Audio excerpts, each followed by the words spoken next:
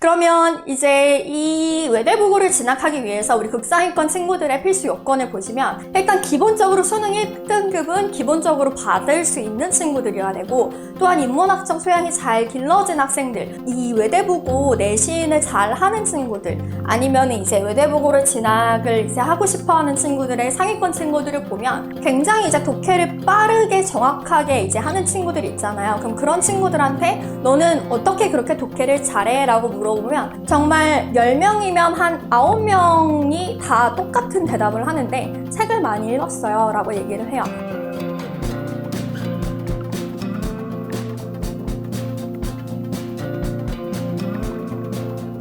안녕하세요. 케네스 박지혜 강사입니다. 많은 어머님들께서 이제 외대부고에 대해서 많이 궁금해 하시는데요. 그러나 사실 실질적으로 외대부고를 가기 위해서 또 우리 아이들이 지금부터 준비해야 되는 부분들이 있을 거고, 또한 외대부고를 가서 사실 외대부고를 가는 게 끝이 아니잖아요. 외대부고 가서 이제 어떻게 아이들이 영어 공부를 통해서 어떻게 이제 해 나아갈지 그런 부분들 관련해서 제가 설명을 드리도록 하겠습니다. 일단은 많은 어머님들께서도 용인 외대부고가 얼마나 좋은 학교인지 많이들 알고 계실 것 같고요. 일단은 문이과, 수시와 정시가 모두 강한 자사고입니다. 현재까지 17명에 달하는 수능 만점자를 배출했고요. 의학계열 진학이 상당히 많다라고 보시면 될 것 같고, 2024년이 상당히 불수능으로 이제 많이들 알려져 있는데, 이제 유일한 수능 만점자가 배출이 용인 외대 부고에서 이제 배출이 되었습니다. 그래서 수시와 정시 포함해서 서울대 합격자 실적 1위다라고 보시면 되고요. 이 학교 같은 경우는 상당히 커리큘럼 자체가 약간 대학교처럼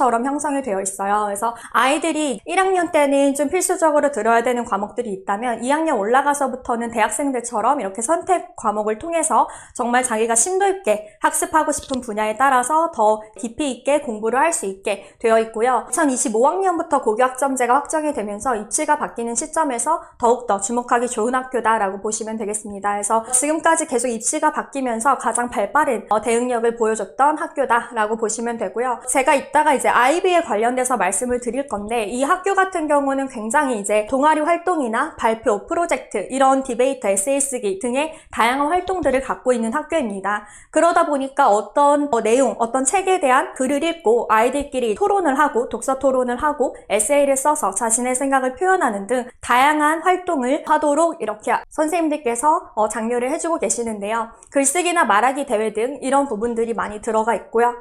소디포라고 해서 이따가 또 말씀을 드릴 건데, 그거는 이제 1학년 때 아이들이 필수로 참여해야 되는 독서 프로그램입니다. 그래서 그 부분에 대한 것도 이따가 또 설명을 드리도록 하겠습니다. 일단은 아무래도 고교 절대평가가 이제 확정이 되었기 때문에 같은 등급이어도, 이제는 사실 9등급까지 원래 있었잖아요. 이제부터는 이제 5등급이 제일 안 좋은 등급인데, 아무래도 등급 자체가 이제 범위가 줄어들었기 때문에 같은 등급이어도 똑같이 1등급, 똑같이 2등급이어도 아무래도 좋은 학교 출신인 학생들을 대학교에서는 원하기 때문에 그래서 또 외대부고, 이런 특목고 같은 학교가 인기를 많이 얻을 것 같습니다. 학생들의 동기부여와 성장에 큰 도움을 주는 학교고요. 외고가 아닌 자율형 사립고이기 때문에 영어뿐만 아니라 여러 과목을 다 잘하는 학생들을 선발을 하려고 하고요. 이 학교 같은 경우는 아무래도 자율성, 인성, 창의성을 강조하는 학교이기 때문에 좀 아이들이 이렇게 압박을 받는 학교 그런 어떤 교육 시스템보다는 조금 아이들이 자기주도 학습을 할 수 있도록 그렇게 수업을 진행을 하는 학교다라고 보시면 되겠습니다. 2023년 그리고 2024년 이 외대부고 영어 내신이 어떻게 나왔는지 설명을 드릴 건데요. 사실 이 학교를 총 3가지로 말씀을 드리면 문학, 비문학, 그리고 어휘, 이렇게 3가지로 정리를 할 수 있을 것 같아요. 그럼 많은 어머님들께서 이제 여쭤보시는 게, 이제 문법은 그러면 할 필요가 없냐라고 궁금해 하시는데, 사실 이 용인외대부고 같은 경우는 문법은 보통은 이제 1학기 때 출제가 되고 이제 2학기 때는 많이 출제가 안 됩니다. 그럼 이 학교 같은 경우는 문법이 나온다고 하더라도 1학기 때 이제 한 문제 정도가 나오거든요. 그러면 문법을 할 필요가 없냐? 사실 용인외대부고 진학을 하기 위해서 중학교 때 이제 학교 점수를 잘 받아놔야 되잖아요, 내신을. 그럼 중학교 때 이제 내신에서는 많이 나오면 한 절반 이상의 부분이 이제 문법 문제다라고 보시면 되겠습니다. 그러면 이제 영어 시험에서 문법 문제를 잘 풀어야 올 A를 나와야 되기 때문에 그렇게 했을 때 이제 아이들이 문법이 잘 기초가 탄탄한 친구들이 글을 읽을 때도 기본적으로 문장의 구조에 대한 이해가 빠르기 때문에 그런 친구들이 훨씬 글을 확실하게 정확한 해석을 하는데 더 유리하다라고 보시면 될 것 같고요. 그래서 문법 같은 경우는 이런 문제로 출제가 되기보다는 전체적으로 이제 융합형으로 출제가 된다라고 보시면 되겠습니다. 2023년 한번 영어 내신을 보시면 독해가 61%, 어휘가 39%로 어휘가 상당히 이제 많은 퍼센트를 차지를 하고 있거든요. 이 학교 같은 경우는 영어 문제를 가지고 그냥 뭐 영어 단어의 뜻을 묻는 게 아니라 정말로 다양한 문제들을 다양하게 출제를 하고 있습니다. 또한 어휘를 계속해서 그 같은 유형으로 이제 문제를 출제를 하고 있거든요. 그런 부분들을 사실 충분히 아이들이 미리 좀 대비를 할 수 있도록 그렇게 선생님들께서 어느 정도 비슷한 유형으로 이렇게 문제를 출제를 하고 계시고요. 이렇게 보시면은 객관식으로 다 문제가 출제가 되었는데 보시면은 아시겠지만 이제 교과서에서 문제를 출제하기보다는 외부 지문에서 출제를 하고 있기 때문에 아이들이 상당히 이제 많은 어떤 다양한 범위에 있어서 독해력을 요구한다라고 보시면 되겠습니다. 2024년 2번 영어 내신을 보시면 문학과 비문학이 들어가는데 상당히 수준 높은 비문학의 부분들이 들어가고 있거든요. 그리고 제가 이제 아까 말씀드렸다시피 문법 문제 같은 경우는 비중이 좀 적긴 합니다. 그래서 문법 문제가 한 문제 정도가 나왔고요. 독해 같은 경우는 15문제, 어휘는 20문제. 그래서 총합 이제 36개의 문제가 출제가 되면서 이렇게 세 가지 범위로 출제가 되었습니다. 일단 어휘를 보시면 아시겠지만 독해 부분보다 더 많은 이제 비중을 차지를 하고 있습니다. 그래서 얼마나 이 학교가 어휘에 많이 초점을 강조를 하고 있는지 보실 수 있고요. 그래서 다양하게 사실 뭐 어휘나 아까 말씀드렸다시피 뭐 문학, 비문학 이렇게 다양한 범위를 아우르고 있는데요. 뭐 이런 빨간 머리엔이 나오기도 하고 이런 식으로 소설이 출제가 되기도 합니다. 그러면 어휘는 어떤 식으로 출제가 되는지 보여드릴 건데요. 일단은 어휘는 비중이 상당히 큽니다. 이 어휘는 수능이나 토플 어휘는 물론 그 이상의 탭스 고난도 어휘까지 암기를 필요로 하는데 사실 이 출제되는 유형이 상당히 탭스에서 어휘 파트와 비슷하게 나온다라는 걸 보실 수 있는데요. 외고 수준 이상의 고급 어휘를 사용을 하고 다양한 어휘 문제가 출제가 되고 있습니다. 그래서 아이들이 가장 힘들어하는 부분이 이 부분인 것 같은데 이제 동의어나 빈칸, 영영어휘, 문맥어휘 등 다양한 부분에서 출제가 되고 있기 때문에 상당히 많은 양의 단어를 아이들이 또 암기를 숙지를 해야 되고 그 부분에 있어서 이런 식으로 다양한 유형들이 출제가 되었을 때 아이들이 정확히 선지에서 맞는 답을 선택을 해야 됩니다. 또한 배우지 않은 어휘가 출제가 되거나 혹은 선택지에 나오는 어휘 수준이 상당히 높다라고 보시면 되고요. 시험 유형은 맥락상 적합한 문제 5문제, 문장을 완성시키는 문제 3문제, 유의어 5문제, 영영풀이 문제 이런 식으로 출제가 기본적으로 이 비슷한 유형 패턴으로 계속 출제가 되고 있습니다. 어휘는 단독으로 출제가 되기도 하고요. 아니면 독해 지문 안에서 내용상의 의미가 맞는 단어를 선택을 해야 되는 문제가 출제가 되기도 합니다.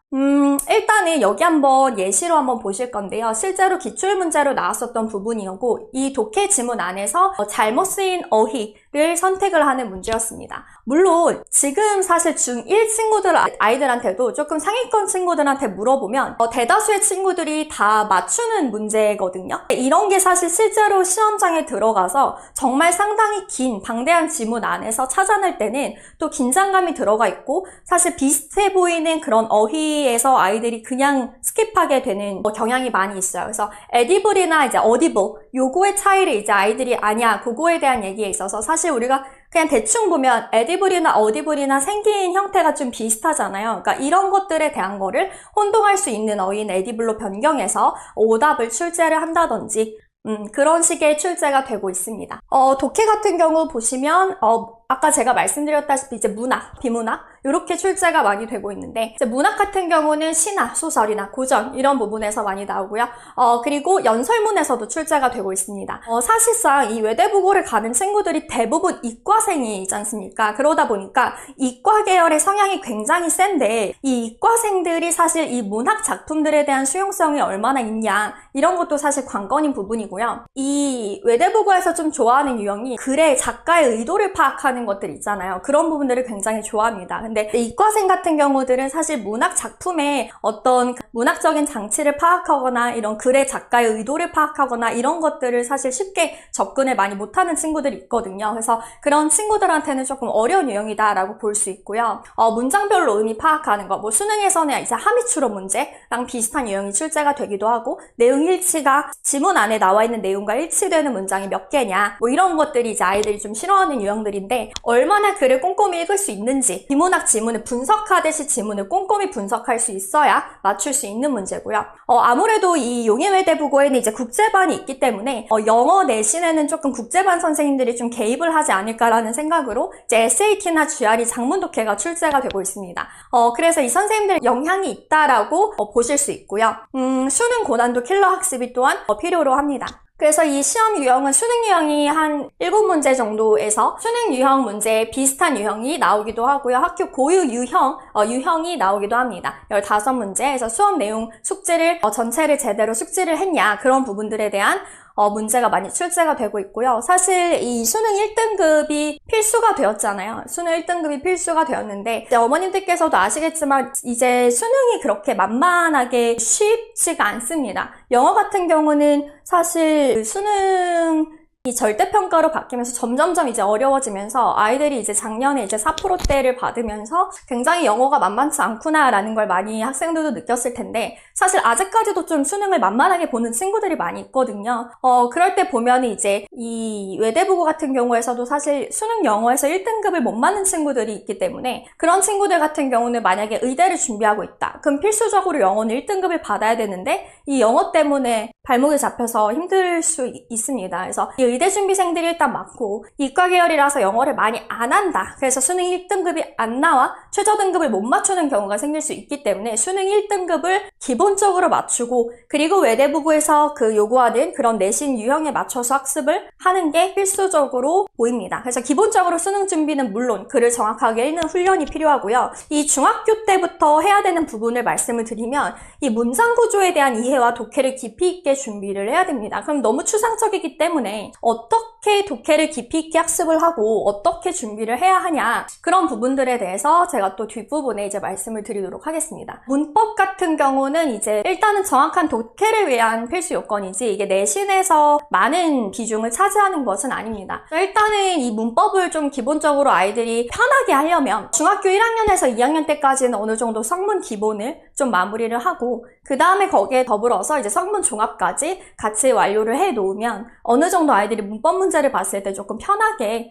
접근을 하고 문제를 풀 수 있지 않을까라는 생각이 되고요. 이 성문 종합 같은 경우는 좀 좋은 부분이 지문 자체가 좀 장문 독해가 포함이 되어 있으면서 좀 고전 내용들이 같이 들어가요. 혹은 스피치 같은 것도 들어가기 때문에 아이들이 일단은 만약에 외대부고를 진학을 한다라고 하면 이 성문 종합까지는 봐줘야 어느 정도, 사실 성문 종합이 조금 더 쉬운 단계라고 보시면 되거든요. 외대부고 내신보다는. 그래서 요 정도까지는 사실 마무리를 해야 그래도 이런 유형에 대한 두려움이 없지 않을까. 비슷한 유형들이 나오고 있기 때문에 이 성문종합책을 보시면 그 외대부고에서 나오는 출제 유형과 좀 비슷하게 나옵니다. 함의추론 부분, 그런 부분들과 비슷한 유형들이 나오고 있기 때문에 이제 학생들이 어느 정도는 필수적으로 봐야 되는 책이다 라고 보시면 될 것 같고요. 이제 문법 문제가 나올 경우 심층적이고 정확한 개념을 묻는 어법 문제들이 출제가 됩니다. 지난번에 reach라는 이 동사가 목적어를 바로 붙을 거냐, 아니면 전치사 to를 붙일 거냐 해서 많은 학생들이 이제 전치사 to를 붙여서 어디에 목적어에 닿다, 이런 식으로 이제 의미를 생각을 한다라는 거죠. 하지만 전치사 to를 쓰지 않는 타동사다, 이런 거에 대한, 사실 이런 건 이제 중학교 때 지금 저희가 다 하고 있는 문법적인 개념들이거든요. 그래서 이런 부분들은 사실 쉽게 해결할 수 있을 것 같고, 이번에 이제 출제된 유형인데 바로 have pp와 be pp입니다. 많은 학생들이 뒤에 pp가 있는 순간 그냥 수동형으로 보거든요. have pp가 능동태야 수동태야 이렇게 물어보면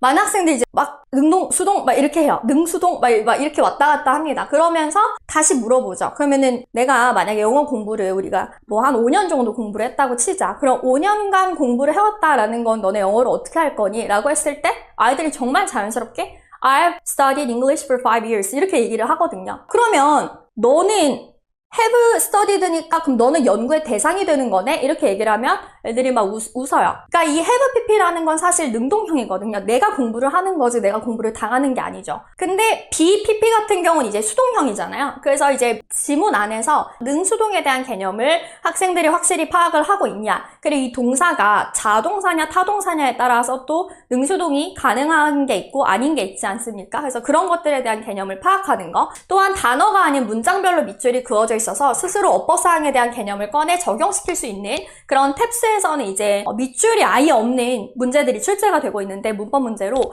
그런 부분들을 이제 풀면서 아이들이 스스로 이 단위별로 끊어서 문장을 보는 연습을 하는 거죠. 사실 아이들이 제일 착각을 하는 게 뭐냐면, 이 문법 문제로 공부를 하면서 문제를 많이 풀잖아요. 근데 사실 중학교 때 많이 하는 게 뭐냐면 이 챕터별로 이제 문법 유형들이 나눠져 있어요. 그러다 보니까 이제 투부정사 파트를 공부를 하게 될 때 이제 투에만 집착을 하는 거죠.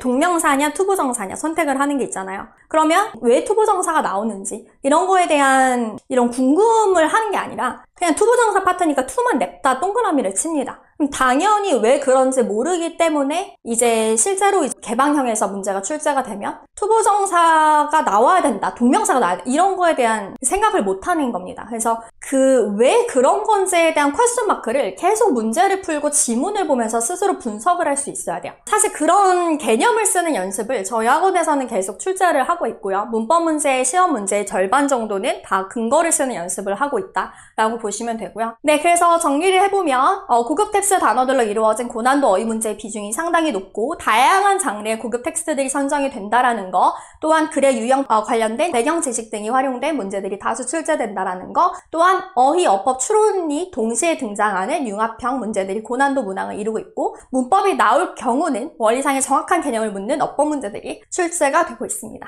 그러면 이제 이 외대부고를 진학하기 위해서 우리 극상위권 친구들의 필수 요건을 보시면, 일단 기본적으로 수능 1등급은 기본적으로 받을 수 있는 친구들이어야 되고, 또한 인문학적 소양이 잘 길러진 학생들, 이 외대부고 내신을 잘 하는 친구들, 아니면 이제 외대부고를 진학을 이제 하고 싶어 하는 친구들의 상위권 친구들을 보면 굉장히 이제 독해를 빠르게 정확하게 이제 하는 친구들이 있잖아요. 그럼 그런 친구들한테 너는 어떻게 그렇게 독해를 잘해? 라고 물어보면 정말 10명이면 한 9명이 다 똑같은 대답을 하는데 책을 많이 읽었어요 라고 얘기를 해요. 그 책을 많이 읽었다라는 건 사실 이거는 독해를 뭐 단기간 특강, 단기간 뭐 속성 과외 이런 거를 통해서 바로바로 업시킬 수 있으면 좋겠지만 사실 그런 게 쉽지 않은 분야잖아요. 이 친구들이 지금 중학교 때 가장 많이 해야 되는 부분은 다양한 장르에 있어서 다양한 글을 읽음으로써 문해력을 기르는 게 가장 중요합니다. 이제 많이 어머님들께서 여쭤보시거든요. 뭐 독해를 관련해서 뭐 문제를 많이 더 풀어야 되냐 이렇게 많이 물어보시는데, 지금 1학년 때는 특히나 책을 많이 읽혀주시는 게 좋을 것 같고, 제가 영어에 대해서 말씀을 드리기 때문에 영어 관련된 책을 읽으면 뭐 좋겠지만 그게 아니다, 뭐 어휘에서 너무 많이 막힌다는 둥, 아니면 나는 조금 지금 레벨이 좀 낮아서 읽는 게 이제 좀 부담스럽다 하는 친구들은 국어책이라도 좀 많이 읽혀주시면 좋을 것 같아요. 이게 단순히 영어를 못하는 친구들 보면 솔직히 말씀드리면 국어도 잘 못하는 친구들이 많거든요. 그래서 이게 연결되어 있기 때문에 국어만이라도 좀 공부를 할 수 있도록 그렇게 해주시는 것도 좋을 것 같고요. 문법 적용을 통한 구문 이해, 그래서 문법이라는 게 사실 문법 문제를 푼다 이것보다는 글의 문장 구조를 파악하기 위해서는 이게 동사로 해석을 할 거냐, 수식해주는 역할로 해석을 할 거냐, 이런 거에 따라서, 혹은 능동형으로 해석을 할 거냐, 수동형으로 해석을 할 거냐에 따라서 완전히 내용상이 달라질 수 있거든요. 이런 것들에 대한 개념을 이해를 하려면 아이들이 기본적인 문법 장치들을 알고 있어야 된다는 겁니다. 또한 고난도 수준의 탭스 어휘는 뭐 계속 제가 지금 강조해드리는 부분이고요. 그러면 왜 자꾸 탭스라고 얘기를 하는데 왜 탭스여야 할까요? 라고 궁금해 하실 것 같아서 이제 이렇게 준비를 해봤습니다. 일단은 탭스 같은 경우는 수능과 비슷한 유형들이 출제가 되고 있습니다. 그러나 수능에서 흔히 우리가 말하는 킬러 유형들이 있죠. 제일 아이들이 어려워하는 게 이제 뭐 함의추론이나 혹은 빈칸추론 이런 것들 있지 않습니까? 그런 부분들에서 조금 더 어려운 지문으로 출제가 된다. 그래서 논리적 사고 형성하는 데 상당히 좋은 문제들이 나오고 있고요. 또한 외대부고 내신과 비슷한 난이도와 유형을 갖고 있습니다. 독해 같은 경우는 어려운 추론 유형의 문제들과 융합적인 사고를 필요로 하는 문제가 출제가 되고 있고요. 좀 시간이 오래 걸리는 유형, 그러니까 외대국어 같은 경우는 사실 시험지를 보시면 지문 자체의 길이에 되게 압도됩니다. 상당히 많은 시간을 요구하는 그런 문제들이 출제가 되고 있고, 이 탭스 같은 경우는 사실 긴 장문 독해이기보다는 조금 짧기는 짧지만 이게 사실 짧음으로써 더 단서가 없는 글이 바로 탭스거든요. 굉장히 이 중간중간에 논리적인 그런 전개가 뚝뚝 끊기는 그런 느낌이 있을 수가 있어요. 그래서 이런 부분들에 대한 조금 시간이 오래 걸린 유형과 그리고 전체 지문의 내용의 정확도를 요구하는 그런 문제가 출제가 되고 있고요. 이거는 상당히 탭스 같은 경우 논리적인 스킬이 좀 많이 필요하다라고 보실 수 있으십니다. 문법 같은 경우는 혼합대 납법사항의 개방형 대비 및 내신의 변별력을 두는 서술형 대비다라고 보시면 되고요. 이 학교 같은 경우는 사실 특징이 영어 수업 자체가 이제 영어로 다 진행이 되지 않습니까? 그러다 보니까 이제 이 학교에서 뭐 수행평가 같은 경우 에세이를 쓴다든지 이런 걸 할 때 문법적인 장치가 사실 기본적인 거거든요. 근데 그런 것들에 대한 해결이 잘 안 되는 친구들은 에세이를 쓰거나 이런 부분에 있어서 좋은 점수를 받지 못할 수 있는 거죠. 어휘는 매년 출제되는 어휘 문제 유형과 동일한 유형들로 출제가 되고 있습니다. 이게 지금 탭스 어휘입니다. 이 왼쪽에 나와 있는 게 외대부고 내신 2번 2024년 1학년 1학기 어휘 문제를 제가 갖고 온 거고요. 이 외대부고에서 좋아하는 게 조금 비슷해 보이는 형태를 막 넣지 않습니까? 그래서 1번 같은 경우도 보시면 뭐 assist 돕다, 그죠? 돕다. 뭐 assess, 평가하다. analyze, 분석하다. custom 하면 뭐 맞추다. admonish 하면 꾸짖다. 뭐 이런 의미잖아요. 그래서 지금 빈칸 부분의 내용상에 알맞는 이제 단어의 의미를 파악한 후에 이 밑줄 친 부분에 어떤 단어가 들어가면 좋을지. 그래서 뭐 사실 내용적으로 보면 그렇게 어렵지는 않지만 단어를 확실히 알고 있냐 이런 문제들이 이제 출제가 되고 있고, 탭스 어휘를 한번 보시겠습니다. 탭스 어휘의 난이도가 조금 더 이제 올라가게 되는데, 그러면 우리가 지금 이 민주주의에 찬성을 하는 지지를 하는 시위가 성공을 했다라고 했으니 이 뒤에는 내용상 플러스가 들어가줘야 되겠죠, 그죠? 전체적인 내용에 플러스가 들어가줘야 되는데 성공을 했다라고 했으니까 뒤에를 보면 corrupt dictatorship 이렇게 나와요. 부패한 정권이라고 나옵니다. 그럼 부패한 정권은 플러스입니까? 마이너스입니까? 마이너스죠. 밑줄 친 부분에는 플러스가 들어가 버리면 이 내용 자체는 마이너스가 돼버려요. 이게 사실 독해에서 되게 많이 하는 것들인데, 이게 이제 마이너스한 개념이기 때문에 빈칸 부분에도 이제 마이너스가 들어가면 전체적으로 내용이 플러스가 되겠죠. 빈칸 부분에 이제 마이너스로 들어가서 부패한 정권을 어떻게 합니까? overthrow로 들어가면 되겠네요. 타도하다. 그럼 이제 많은 친구들이 이제 disqualify라는 단어로 들어가면 안 되냐, 얘도 이제 자격을 박탈하다 이런 말인데, 이 disqualify 같은 경우는 뒤에 이제 사람 명사가 나오고 전치사 from이 함께 붙어야 됩니다. 그럼 그런 표현들을 다 확실히 알아야 이런 문제를 이제 맞추게 되는 거거든요. 그래서 지금 내용상, 문맥상의 어떤 방향성을 잡는 것뿐만 아니라 확실한 단어의 의미, 그리고 같이 전치사가 붙었을 때 어떤 의미를 담고 있냐 이런 것들까지 다 정확히 알고 있어야 맞출 수 있는 문제가 출제가 됩니다. 상당히 비슷한 유형의 난이도가 좀 높은 그런 문제들이 출제가 된다라고 보시면 되고요. 수능 유형하고 탭스 유형이 좀 비슷한 유형들이 어떻게 나오는지 제가 번호로 이제 작성을 해놓은 건데, 비슷한 유형을 갖고 있지만 난이도는 조금 더 어려운 문제들이 출제가 된다라고 보시면 되고요. 많은 학생들이 사실 이 유형을 제일 많이 어려워하는 것 같고, 논리적 흐름을, 방향성을 잡는 것 자체를 아이들이 잘 못하는 것 같아요. 그런 친구들 같은 경우는 수능이 어느 정도 1등급, 안정적인 1등급이 된다 하면 탭스로 계속 훈련을 해주는 게 굉장히 좋습니다. 문장의 길이를 보시면 지금 탭스가 더 짧아요. 그러면 이제 많은 친구들이 생각하는 게 문장의 지문이 짧은 게 더 좋은 거 아니냐, 더 쉬운 거 아니냐 이렇게 생각을 하는데, 이제 수능 같은 경우는 그나마 이제 어떤 단서를 잡는 게 계속 설명이 되는 부분들이 어느 정도 있는데, 이 탭스 같은 경우는 이 단서를 찾을 수 있는 문장들이 별로 많이 없어요. 그래서 한 문장 한 문장 굉장히 소중한 문장입니다. 정확히 해석을 할 수 있어야 되고, 사실상 많은 아이들이 정확한 해석을 하는 거, 그리고 정확히 이해를 하는 거에 대한 좀 힘듦을 많이 갖고 있어요. 지금 중학교 1학년 친구들도 보면 정말 이 문장을 해석을 못하면 당연히 문제를, 오답을 고르게 되잖아요. 근데 생각보다 난이도가 그렇게 어려운 문장이 아님에도 불구하고 이 해석을 자기 생각을 반영해서 잘못된 방향으로 흘러가는 그런 해석을 많이 하는 친구들이 있어요. 학생들이 어떻게 해석을 하는지 제가 말씀을 드릴게요. 이제 하이라이트드 친 문장에서 담고 있는 내용을 골라야 됩니다. 일단은 어떤 원인들에 있어서 A, B, C가 모두 원인이다 라는 문장이었어요. A, B, C가 모두 원인이다 하면 그대로 내용이 해석된 부분에 있어서 A, B, C가 원인이 되면 되는데, 정말 많은 학생들이 고른 오답 부분에 뭐가 있었냐면 A가 B를 유발하고 그 사실이 C를 유발시켰다. 근데 모든 단어는 다 똑같이 들어가 있습니다.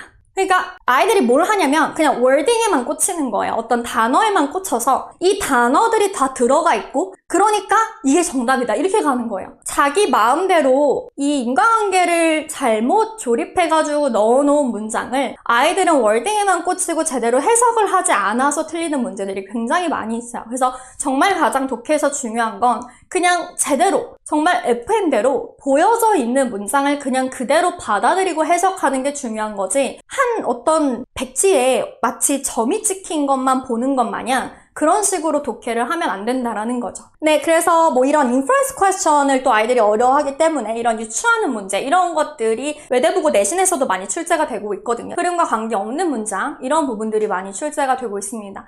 그래서 일단은 우리 아이들이 이제 그 글을 읽을 때 저자의 의도를 파악하는 텍스트를 이해하고 고난도 수준의 어휘를 많이 암기하고 또한 이제 원서 강도, 그리고 토플 탭스를 통한 다학적 시각 필요, 뭐 이런 부분들, 그러니까 다양한 분야의 글을 읽는 게 가장 중요할 것 같고요. 감이 아닌 정확한 글의 내용을 이해하고 논리적인 독해 실력, 내용 요약 필수. 이제 이거를 이번 학기부터 이제 하고 있는데 문단별로 내용 정리를 하는 거 있잖아요. 내용이 무슨 내용이었냐 이런 것들에 대해서 아이들한테 실제로 물어보면 대답을 잘 못해요. 뭔 내용이었는지 모르는 거죠. 어떤 흐름을 전체적으로 정리를 하는 게 아니라 그냥 문장별로 뚝뚝 끊어서 문제만 푸는 거예요. 근데 사실 이거는 외대부고 들어가면은 안 되거든요. 그래서 이런 연습, 또한 제대로 된 독해와 문법 및 서술형에서 필수인 문법은 정확한 개념, 총정리 필수.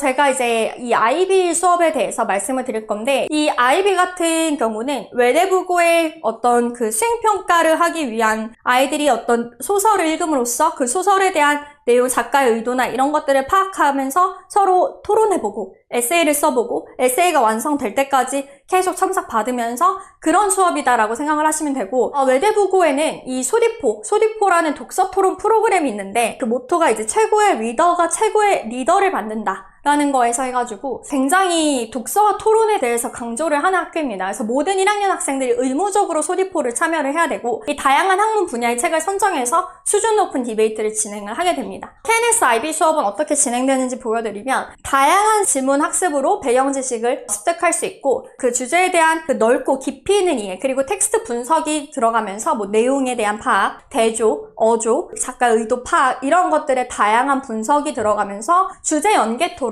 발표, 그리고 에세이까지 IB 액티비티를 통한 생각의 확장을 하는 게 이제 목표로 수업이 진행이 되고 있습니다. 자, 이거는 이제 IB 수업의 소개글인데 여기 보시면 굉장히 다양한 분야를 다루고 있습니다. 심리학이나 윤리학, 정치학, 그리고 철학, 미학 등의 뭐 이런 다양한 분야를 아이들이 하면서 지금 아래로 보시면 어떤 그 에세이의 방법론에 대해서 학생들이 배우게 되고 에세이를 계속 디벨롭 시키게 되는 거죠. 그래서 이런 부분들에 대한 학습을 하게 된다 라고 보시면 되고 이제 저희 IB에서 이제 진행되는 이런 퀘스천들 한번 보시면 이제 아이들이 좀 생각을 할 수 있게끔 이끄는 그런 문제들이 출제가 되면서 첫 그 문단에서 시작되는 부분에 있어서 그거에 대한 첫 문단의 어떤 효과가 뭐냐 그리고 왜 작가가 이러한 방식으로 그 책을 이 내용을 시작을 하고 있냐 이런 것들에 대해서 아이들이 서술할 수 있도록 어떤 문학적인 분석을 기를 수 있도록 진행을 하고 있고요. 저희 이제 1학년 친구들 같은 경우는 1학기 때는 토플 실전으로 진행을 하고 있고 2학기 때는 고3 수능 킬러 유형들 아이들이 좀 어려워하는 유형과 그리고 SAT가 같이 진행이 되고 있습니다. 학생들이 좀 어려워하는 부분이 바로 이 SAT인데 사실 어려워하면서도 이 아이들은 되게 챌린지하고 싶어 하기 때문에 또 되게 흥미로워하는 부분이기도 합니다. 이 SAT를 보시면 연설문이나 문학, 비문학 이런 부분들이 출제가 되면서 외대부고에서 내신, 실전 내신에서 좀 비슷한 유형들로 문제들이 나오는 부분들을 실제로 1학년 때부터 같이 풀어볼 수 있는 기회다라고 보시면 되겠습니다. 그래서 이거는 실제로 우리 대원하나반 친구들이 수업을 저랑 같이 하면서 내용을 정리해보고 어떤 내용에 대한 이해를 하고 또 실제로 어떤 작품을 같이 보면서 이야기를 해보는 그런 수업이 진행이 되고 또 문제에 대한 답에 대한 근거를 밑줄을 그어보면서 어떻게 해석을 하고 그 해석된 내용 안에서 어떤 작가의 의도를 담고 있냐 이런 부분들을 정리해보는 연습을 하고 있습니다. 그래서 뭐 퀘스천 같은 거 한번 보시면 이 작가가 어떤 거를 얘기를 하고 싶어 하냐 뭐 이런 부분들 어떤 작가가 왜 그렇게 생각을 하는지에 해당하는 그런 문제들을 아이들과 얘기를 해보며 그렇게 문제를 풀고 있습니다. 일단은 제가 외대부고 관련해서 준비한 자료는 여기까지고 혹시 관련해서 궁금하신 점 있으시면 글로 남겨주시면 대답해드리도록 하겠습니다. 감사합니다.